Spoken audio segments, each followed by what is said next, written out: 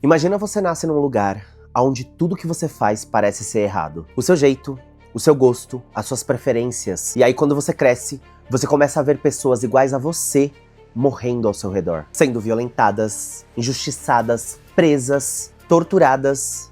E a única saída que você tem é fugir do próprio lugar que você nasceu. Deixar seus pais, seus irmãos, tudo pra trás, pra tentar uma vida nova em outro lugar. Dependendo da idade que você tenha, você não faz ideia do que acontecia aqui no Brasil há muitos anos atrás. Vamos dizer, década de 1960, 1970, 1980. Eles faziam isso com as pessoas só porque as pessoas eram quem elas eram. E essa história que nós vamos entrar hoje vai te apresentar um lado sombrio, não só do país em que você vive, mas também de Portugal, o país que colonizou o nosso país. Além dessa história que eu vou contar pra vocês serem uma história totalmente complicada, ela é uma história que mexe comigo de várias formas. Tanto pelo contexto dela, pela pessoa que era a vítima dessa história, mas também pela grande injustiça que foi tudo isso. Tá confuso aí pra você, né? Então pra gente entender o que eu quero te dizer, a gente precisa começar do começo. Bora!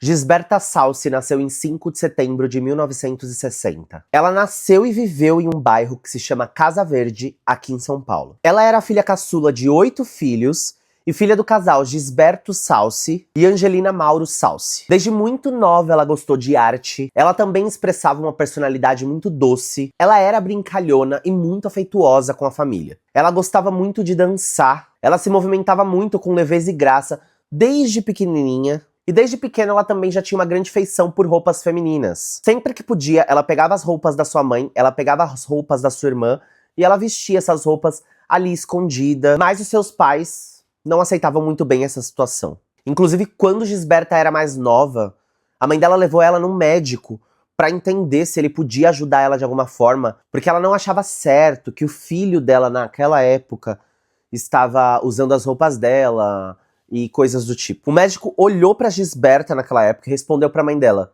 isso é coisa de criança mimada. E aí meio que abafou essa situação por enquanto. Só pra vocês entenderem, nós estamos falando da década de 60 e 70. Essas décadas foram uma das piores pra comunidade LGBTQIA+, aqui no Brasil. As pessoas viviam dentro do armário, isso pelo medo da repressão que tinha naquela época. Muitas pessoas morriam, gente. Muitas mesmo. Se hoje em dia a gente vive num país que mais mata pessoas LGBTQIA+ do mundo, imagina naquela época. Quando a Gisberta completou 14 anos, o seu pai faleceu. O seu pai era meio que uma barreira muito forte pra ela em relação à sua identidade de gênero. E aos 14 anos, ela estava começando a se descobrir ali, né?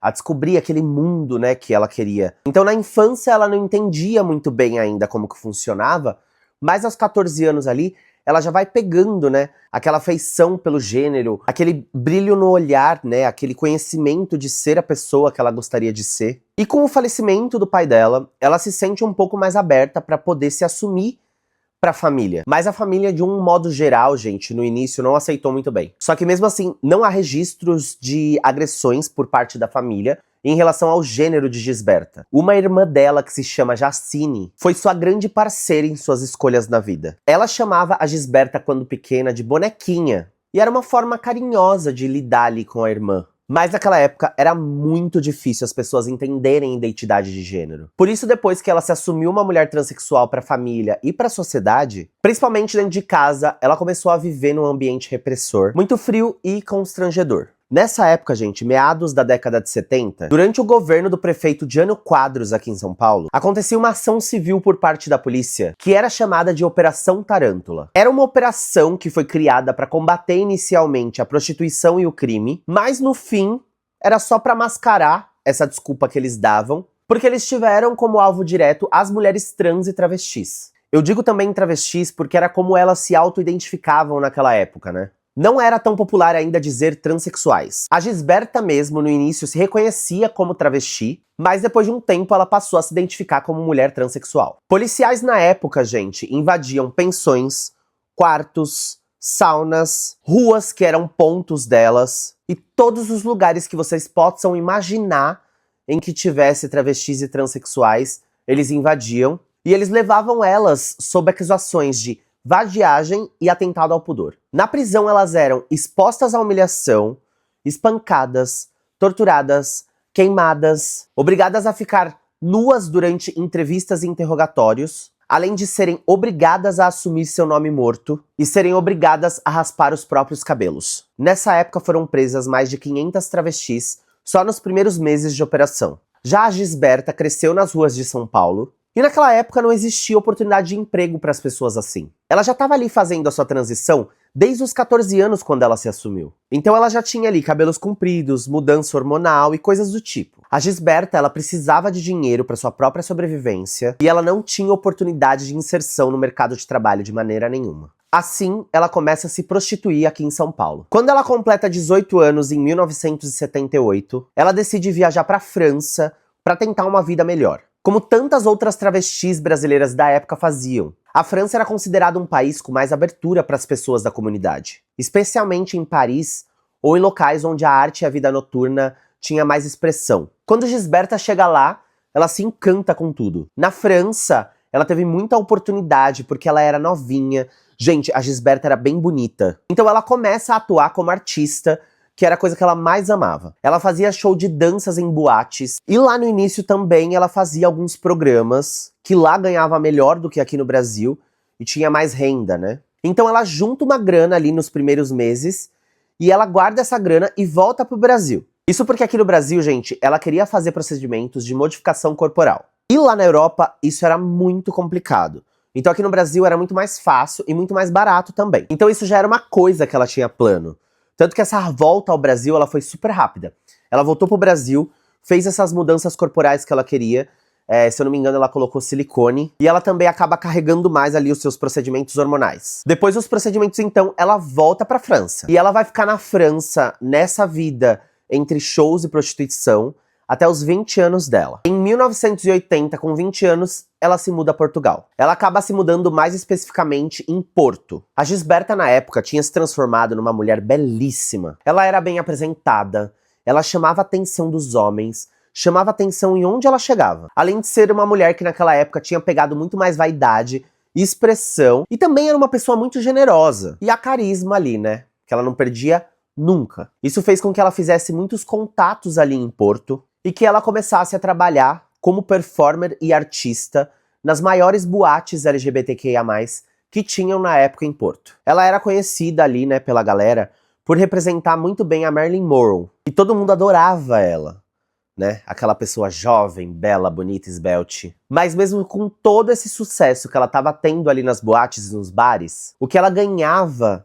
fazendo esses shows não era o suficiente para ela se sustentar. Além da Gisberta sonhar naquela época com uma vida boa, sonhar em comprar um apartamento na Europa, sonhar em conseguir comprar uma casa para a família, ela enviava dinheiro para sua família no Brasil. Então ela se sustentava lá e ajudava a sua família. Com isso, ela começa a trabalhar com programas novamente. E além disso, ela fazia muito bico. Ela fazia bicos trabalhando como vendedora em lojas de roupas. E ela também fazia bico trabalhando de babá, cuidando de filhos das prostitutas que ela conhecia quando ela estava fazendo o programa. Além, claro, de já ter feito também alguns bicos de babá para as pessoas que também não eram prostitutas, mas precisavam ali de uma babá super rápida. Ela cuidou de algumas crianças por um longo período de tempo, e eu preciso que você guarde essa informação. E assim, ela foi se virando ali na vida dela e ganhando o dinheiro dela da forma dela, até os anos 90. A partir dos anos 90, gente, ela envelhece um pouco, ela perde aquele brilho que ela tinha nas boates, ela perde alguns contatos, né?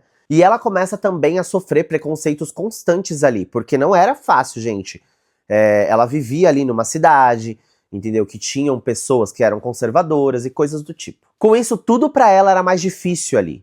Então ela começou a perder os trabalhos que ela fazia, tanto de bico quanto de boates e bares. Nas boates e nos bares era uma situação engraçada, porque assim, ela teve uma carreira muito consolidada ali, só que depois, de repente, ela não servia mais pra eles. Isso porque tanto o público gay daquela época, quanto as boates, preferiam, né, apresentar mulheres trans e travestis mais novas. E ela já tava ali com uma idade um pouco avançada pra eles naquela época, porque se eu não me engano, nessa época ela tinha a mesma idade que eu tenho. E aí não teve jeito, ela teve que passar a depender único e exclusivamente da prostituição. Já em 1996, ela contrai HIV trabalhando, e pela falta de suporte médico, e abandono social, ela também pega tuberculose e pneumonia. Isso na época foi muito forte pra ela, debilitou ela bastante, fez com que ela emagrecesse, fez com que ela perdesse, né, também, envelhecesse um pouco. E com todas essas coisas acontecendo na sua vida, ela entra em uma depressão profunda.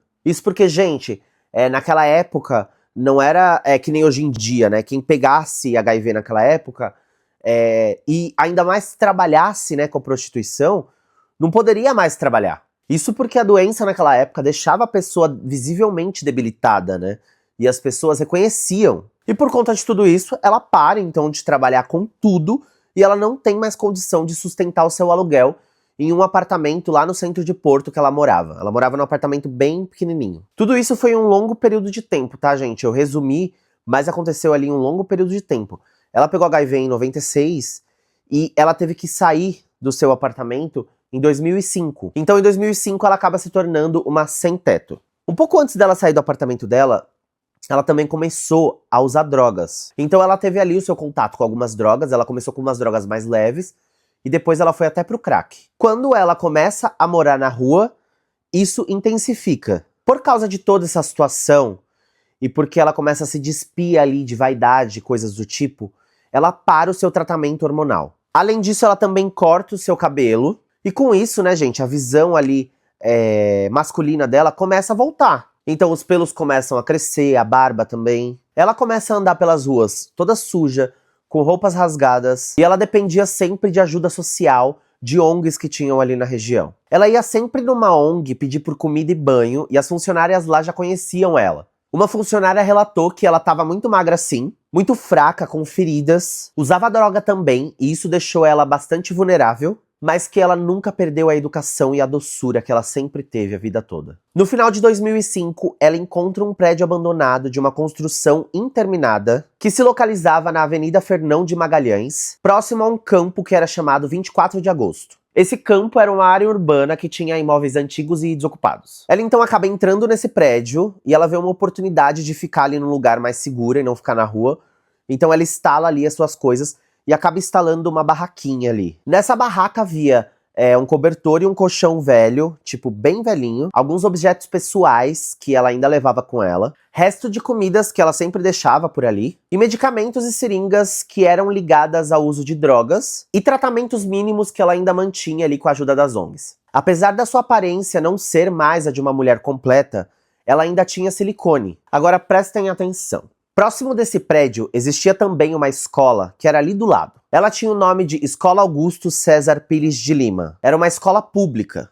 E perto dali também, não tão perto como a escola, mas ali na região, existia uma oficina católica que era uma espécie de instituição de acolhimento residencial. Essa oficina era regida por pessoas ligadas à Igreja Católica e também por religiosos. Ela tinha como missão educar e proteger crianças e adolescentes que estivessem em situação de risco social, mas somente homens. Eles tinham que ser órfãos, crianças negligenciadas, abandonadas ou com histórico de conflitos familiares. E também crianças ligadas à pobreza extrema. Alguns desses meninos que moravam nesse abrigo também estudavam na escola. Então, no final de janeiro e início de fevereiro de 2006, 3 adolescentes com o nome Fernando, Ivo e Flávio vão até esse prédio abandonado para poder pichar e zoar. Ali eles sempre tinham esse costume. Eles usavam esse prédio como um refúgio. Isso porque alguns deles fumavam, eles também não podiam fazer coisas na escola e na oficina e eles usavam aquele lugar para fazer. Quando eles entram no porão desse prédio, eles encontram Gisberta deitada lá dentro da barraca que ela mesma montou. Ela não reagiu com medo de primeira e ela também não foi mal educada com eles. Pelo contrário. Ela recebeu eles com muita gentileza e ela começou a contar pra eles a história de vida. Eu acho que ela precisava, ela tava tanto tempo ali sozinha que ela precisava de alguém pra conversar e ela contou pra eles. Eles passaram ali um tempo com ela contando por que resultou dela parar ali. E ela também falava muito sobre a parte feliz da vida dela, né, a parte glamurosa. Eles sentiram muita pena dela e por conta disso, durante vários dias, eles começam a ir recorrente e eles levam comida pra ela. Já teve dias que eles prepararam comida lá dentro pra ela, ou que eles levavam de fora.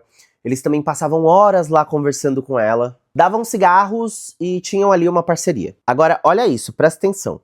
Um desses meninos, que era o Fernando, ele conhecia a Gisberta desde quando ele tinha 6 anos. Lembra quando eu falei pra vocês que ela fazia aqueles bicos de babá? A mãe dele era uma prostituta que conhecia a Gisberta e contratou a Gisberta já várias vezes pra cuidar dele. Depois de conversar alguns dias ali com ela, ele reconheceu que era ela, mesmo que ela tava tão mudada. E ele conta pros seus amigos que ela era cuidadora dele. E eles começaram a divulgar ali pra uma galerinha, né, um grupinho, que ali naquele prédio existia um homem com mamas. Era assim que eles chamavam ela.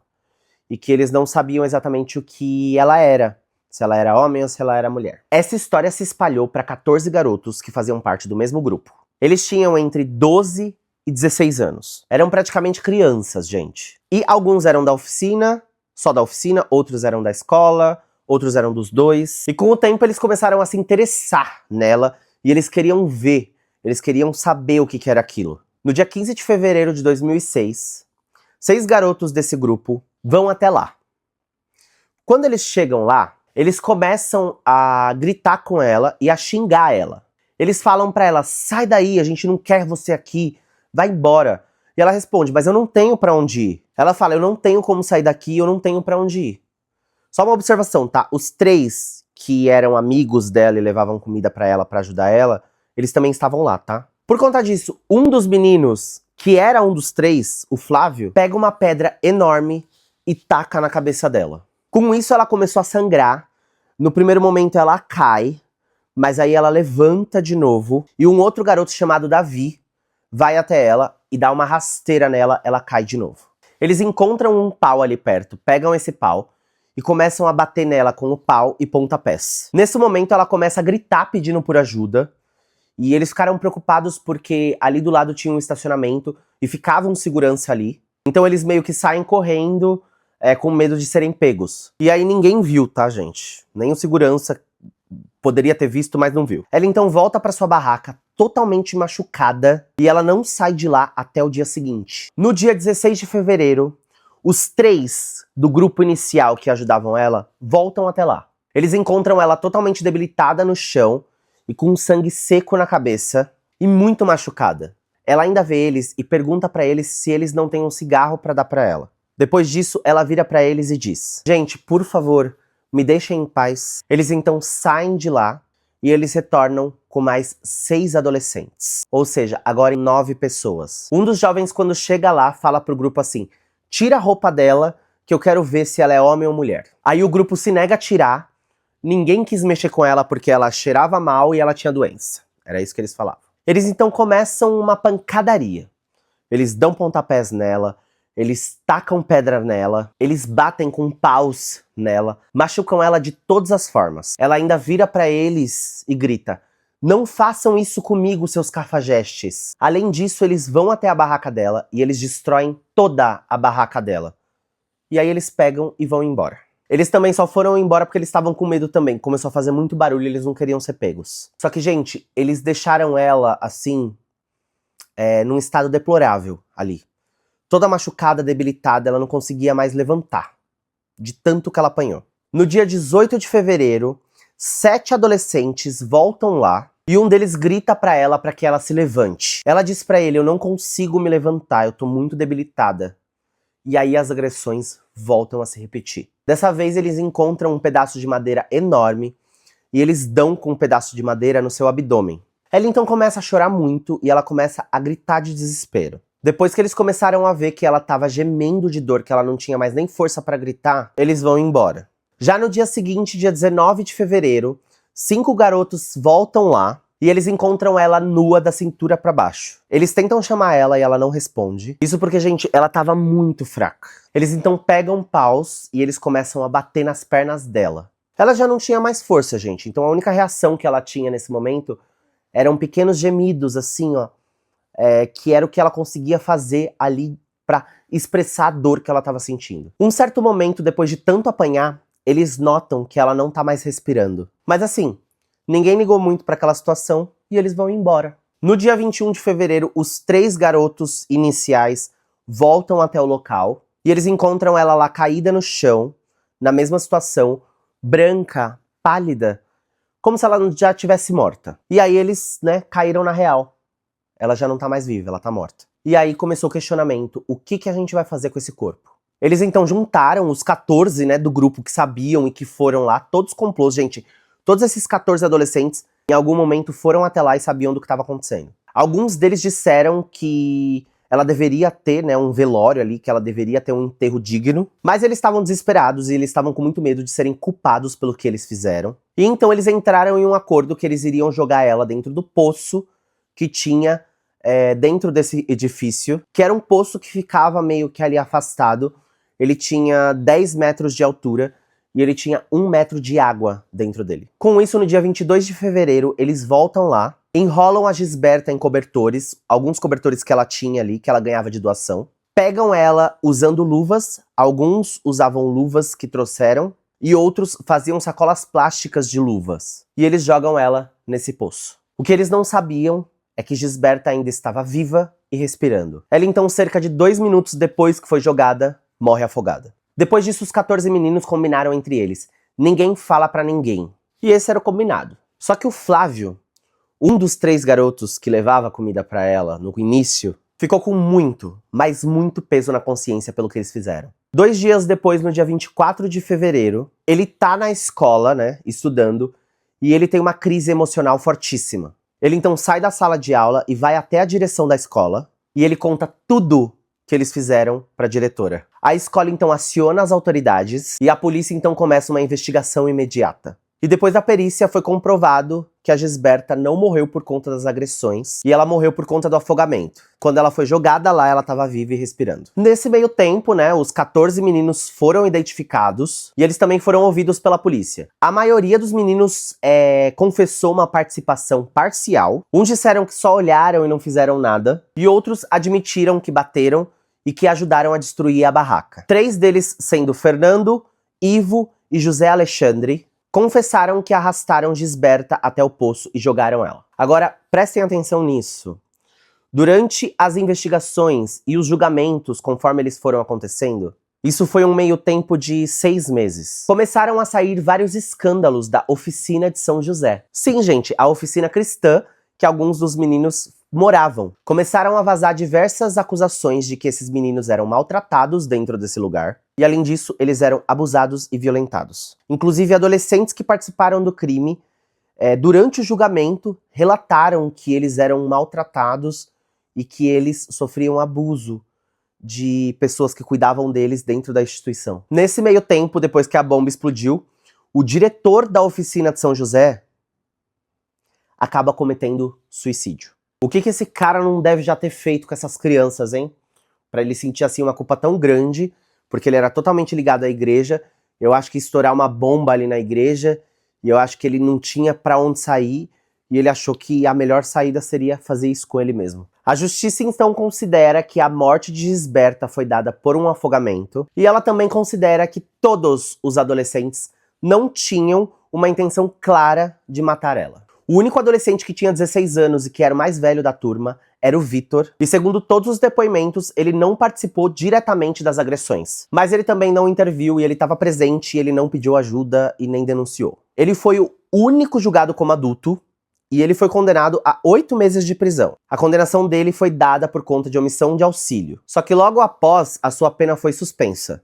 Ou seja, ele não foi preso de fato. Os outros 13 menores foram julgados pelo Tribunal de Família e Menores de Porto. Esse tribunal aplica o regime tutelar educativo, que é sem condenação penal formal. 6 deles foram condenados a 13 meses de internamento em centro educativo fechado. 5 deles foram condenados a 12 meses de internamento parcial ou acompanhamento educativo de menor rigor. E 2 deles foram absolvidos e tiveram medidas tutelares bem leves, como somente a obrigação de frequentar a escola e sessões de orientações ou vigilância. Ou seja, a Gisberta pro governo, pra justiça e pra todo mundo ali, naquela época não valeu nada. A vida dela, ó, não foi nada. Isso mostra como era a ação na época da justiça e do governo para pessoas em situações vulneráveis. E principalmente para mulheres trans. Com esse resultado desse julgamento, gente, houve muita revolta pública e muitos protestos vindos da comunidade LGBTQIA+.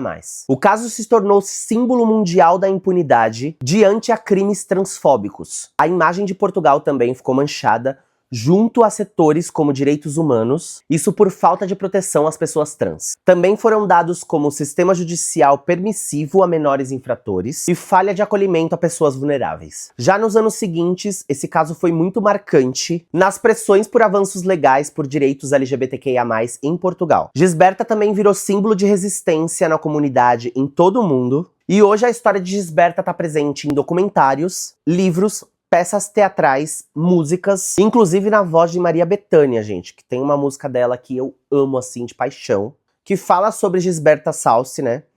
A música se chama Balada de Gisberta. Em Porto, Portugal, também existe uma rua com o nome da Gisberta. E eu tava fazendo um estudo, né, sobre esse caso pra trazer esse vídeo pra vocês, e eu escutei um podcast do Beto Ribeiro, falando sobre esse caso, que tá disponível aqui no YouTube. E nele, o Beto Ribeiro diz que logo menos, eu acho que em 2026, nós vamos ter um documentário sobre esse caso muito bem detalhado. Inclusive com depoimentos de familiares, de pessoas que foram envolvidas no caso na época. E parece que vai ter depoimento até dos próprios agressores. Que assim, né, gente, hoje em dia eles já são adultos, né? Será que eles são mudados? Eu vou deixar o link desse podcast aqui na descrição desse vídeo pra vocês acessarem lá e assistirem, porque eu acho muito interessante, assim como a fonte de todas as informações. Esse caso é um caso que me revolta muito, gente. Porque pra quem não sabe, eu faço parte da comunidade, e eu conheço esse caso já há muitos anos, e eu vou dizer uma coisa, enquanto eu tiver voz, eu vou levar esse caso até as pessoas. Isso porque as pessoas precisam conhecer esse caso, e as pessoas precisam saber pelo que essa mulher passou, assim como precisam se conscientizar, gente, que isso foi muito recentemente. 2006 isso aconteceu. E, infelizmente, esse é um caso isolado de zilhões de casos que acontecem até os dias de hoje. Bom, gente, esse foi o caso de hoje. Eu espero aí que vocês tenham gostado do vídeo e não da história. E eu tô adorando que tá cada vez chegando mais pessoas novas aqui pro canal. E eu espero aí que vocês fiquem bastante comigo. Se você gostou desse vídeo, já deixa o seu like. Se você não gostou, deixa o seu like também pra você me ajudar, porque isso é muito importante aí no seu engajamento. E não esquece de comentar o que você achou. E também se inscrever no canal se você ainda não é inscrito. Ativar o sininho das notificações, porque assim sempre que eu postar um vídeo novo, o YouTube vai te avisar. E você vai ser aí um dos primeiros a assistir. Muito obrigado por ficar comigo até o fim desse vídeo. E até o próximo vídeo. Um beijo no coração de vocês e fui!